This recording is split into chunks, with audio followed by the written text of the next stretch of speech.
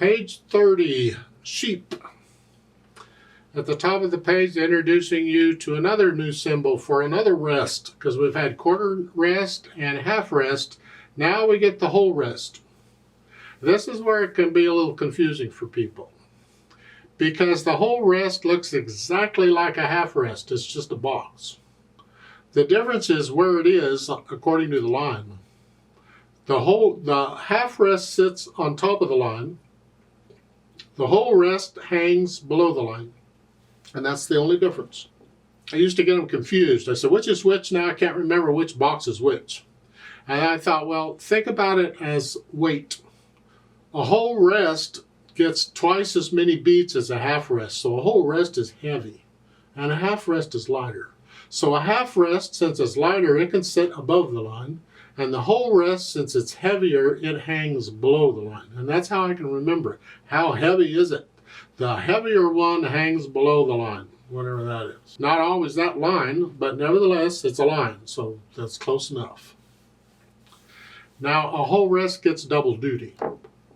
Just to make things more interesting, you know you're going to love it. It's the same as a whole note as far as counting goes. It gets the same number of beats as a whole note would get. In 4/4 time, that would be the full 4 beats or the whole measure.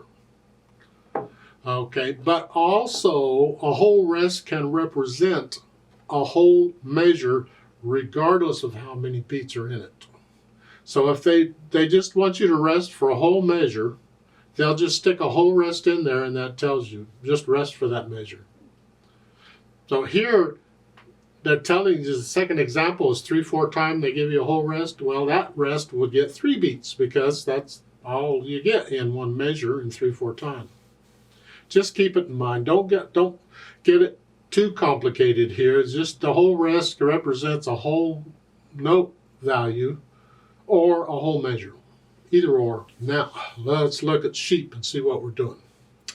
This is pretty much the first time, well, it's not the first time, but it's finally, they're getting where they have to account for all the beats in both steps. You see, if you look at back toward the beginning of the book, if one hand wasn't playing, the staff would be empty. There wouldn't be anything in it. Technically, that's incorrect. You can't do that. You have to account for all the beats in both staves for every measure. Well, here we can do that because now the first 2 measures, it's only the right hand playing.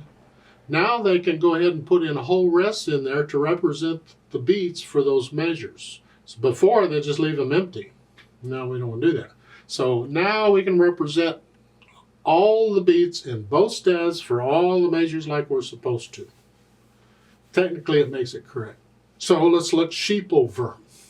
It's 1 line long, treble and bass clef, 4/4 time signature. I see quarter notes, a whole note, and a bunch of whole rests.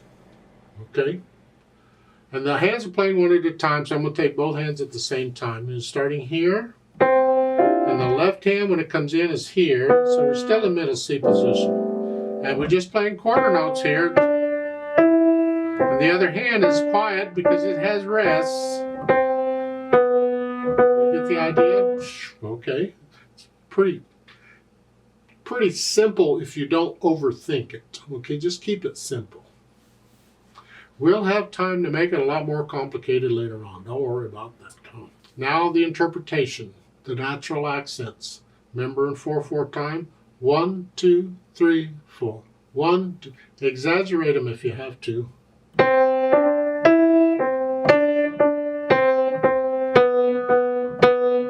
1, 2, 3, 4.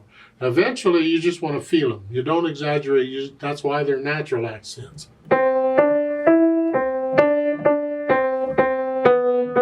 So it should be clear to the listener where the beginning of the measure is. They should be able to feel that or hear that natural accent you're putting on there. As far as phrasing goes, it looks like it's all just one phrase. You just all connect it together.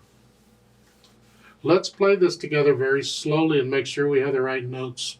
Rhythm shouldn't be a problem. They're mostly quarter notes. So I'll give us 4 counts.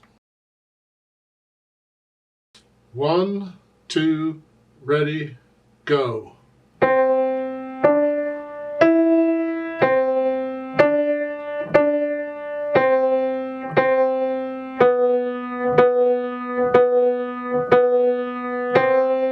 2, 3, 4, off.